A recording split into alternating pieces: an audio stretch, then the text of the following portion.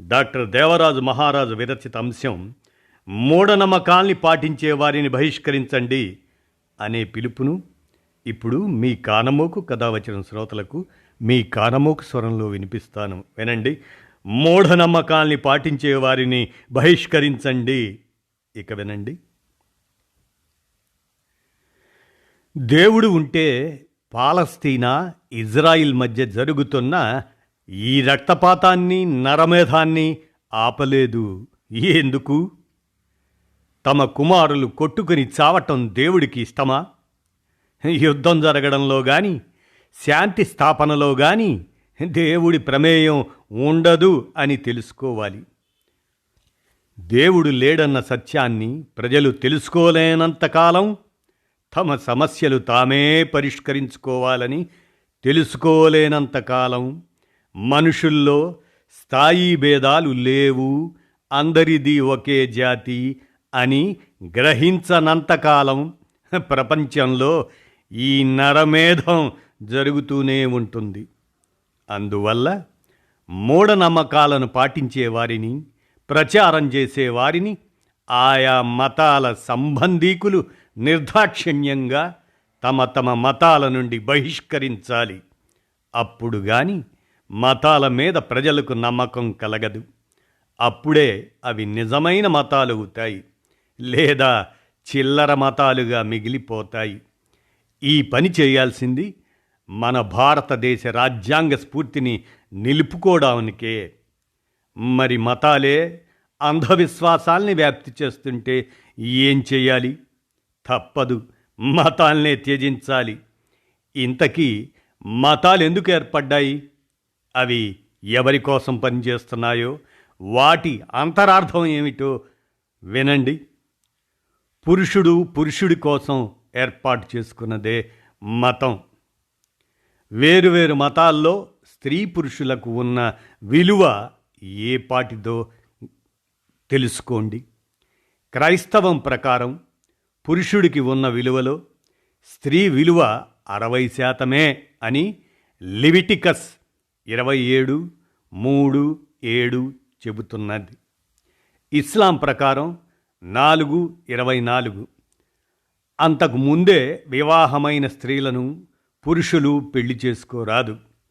బానిసలైతేనో లేక యుద్ధంలో గెలుచుకున్న వారైతేనో చేసుకోవచ్చు. హిందూ మతం ప్రకారం తిన్షా 9:93. పురుషులు 24-30 ఏళ్ల వయసులో 8 నుంచి 12 ఏళ్ల మధ్య వయసున్న వాళ్లను, బాలికల్ని పెళ్లి చేసుకోవాలని మనుస్మృతి చెబుతుంది. జుడాయిజం తల్మడ్ స్త్రీ అనుభవిస్తూ ఆనందించవలసిన ఒక తిత్తి, అదే వస్తువు అని జుడాయిజం చెప్తుంటే, జైన మతంలోని దిగంబర శాఖ ప్రకారం స్త్రీలు తమ తదుపరి జన్మలో పురుషుడిగా పుడితే గాని నిర్వాణ స్థాయికి చేరుకోరు.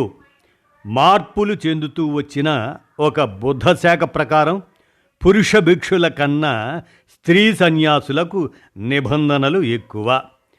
జీవితంలో విఫలమైన పురుషులు తర్వాతి జన్మలో స్త్రీలుగా పుడతారు. తమకు పనికొచ్చేది ఏది ఉన్నా వెంటనే దాన్ని తమ మతంలో విలీనం చేసుకోవటం బ్రాహ్మణిజానికి అలవాటు. ఇది శతాబ్దాలుగా జరుగుతూ ఉన్న విషయమే. బుద్ధుడి విగ్రహాలు మార్చి హిందూ దేవతా విగ్రహాలుగా మార్చుకోవడం లోగడగా చూశాం. ఇప్పుడు మరిన్ని కొత్త ప్రయత్నాలు జరుగుతున్నాయి. అంబేద్కర్ రెండో భార్య సవిత బ్రాహ్మణ మహిళ కావడం వల్ల అంబేద్కర్ బ్రాహ్మణులకు ఇంటి అల్లుడు అని, ఆయన్ను మేము తగు రీతిలో గౌరవించుకుంటూనే ఉంటామని తిరుపతి బ్రాహ్మణ సంఘ నాయకులు రాఘవన్, అజర్ కుమార్, ప్రమీలమ్మల ఆధ్వర్యంలో తిరుపతి పట్టణంలో తొలిసారి అంబేద్కర్ 127వ పుట్టినరోజు వేడుకలు నిర్వహించారు. స్వార్థపరులైన కొందరు రాజకీయ నాయకులు అంబేద్కర్కు, బ్రాహ్మణ సంఘాలకు మధ్య వివాదాలు సృష్టిస్తున్నారని అన్నారు. అంబేద్కర్ పై చదువుల కోసం ఆనాడు ఓ బ్రాహ్మణుడు తన ఇంటిని అమ్మి ఆయన్ను విదేశాలకు పంపారని, ఆ వ్యక్తిని అంబేద్కర్ గురువుగా భావించేవారని అన్నారు. నిజమే కావచ్చు. కానీ వైదిక హిందూ మతవాదులు మనువాదులు చేసిన దాష్టికం గురించి అంబేద్కర్ ఎన్నో రచనలు చేశారు, ఎన్నో ప్రసంగాలు చేశారు. చివరకు ఆయన హిందూ మతాన్ని వదిలి బౌద్ధం స్వీకరించారు. బుద్ధుణ్ణి హిందూ మతంలో కలుపుకున్నట్లు, దశావతారాల్లో ఒకడిగా చేసుకున్నట్లు, ముస్లింలు అయిన సాయిబాబాను హిందూ దేవుడిగా ఆరాధిస్తున్నట్లు, రేపు అంబేద్కర్ను కూడా దేవుణ్ణి చేసే ప్రమాదం ఉంది.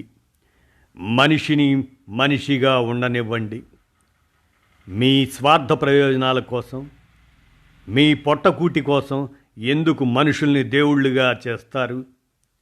ఇక్కడ బ్రాహ్మణుల గురించి డాక్టర్ బిఆర్ అంబేద్కర్ ఏమన్నారో చూద్దాం. బ్రాహ్మణుడికి మతం వల్ల ఉపాధి లభిస్తుంది కాబట్టి అతను మతం గురించే గొప్పగా మాట్లాడుతాడు. దళితులకు రాజ్యాంగం వల్ల ఉపాధి లభిస్తుంది కాబట్టి వాళ్ళు రాజ్యాంగం గొప్పతనం గురించే మాట్లాడాలి.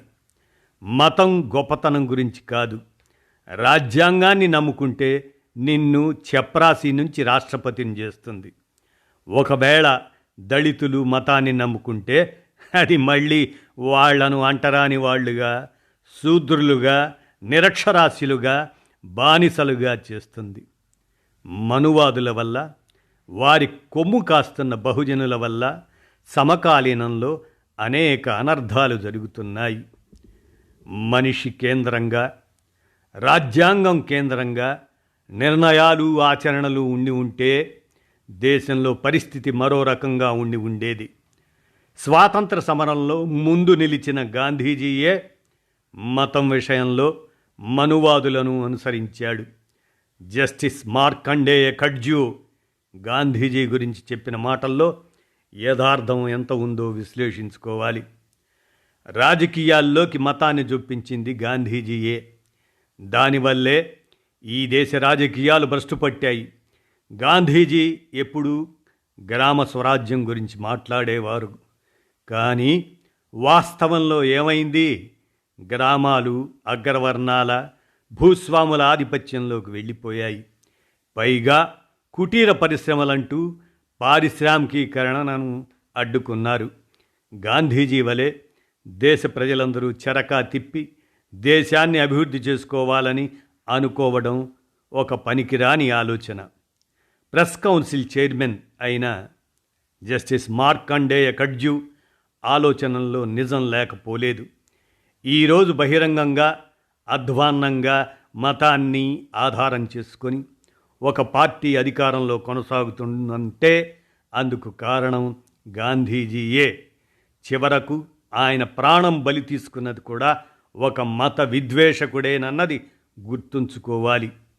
ఈశ్వర అల్లా తేరో నామ్ అంటూ మత సామరస్యానికి పాటుపడ్డారే గాని మతాన్ని నిరసించలేదు.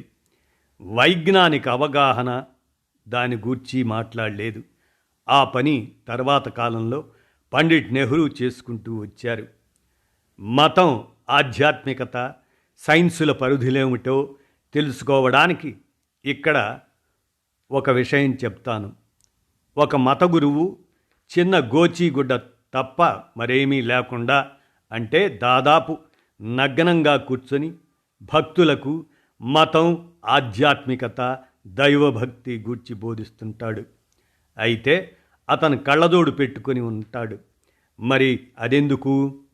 తన ఆత్మశక్తితో ఎదురుగా కూర్చొని ఉన్న భక్తజనాన్ని చూడొచ్చు కదా.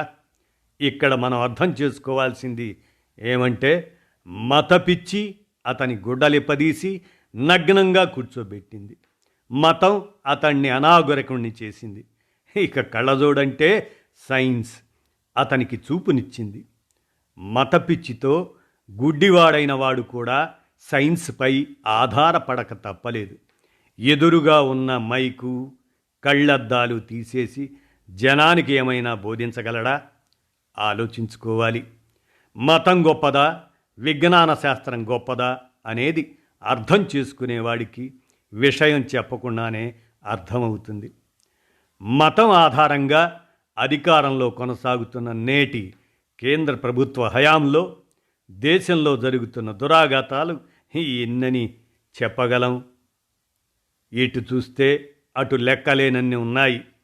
రైల్వే రక్షణ దళం, అదే కాకి, వారికి చెందిన ఒక కానిస్టేబుల్ కదులుతున్న రైల్లో 3 ముస్లింలను కాల్చి చంపాడు.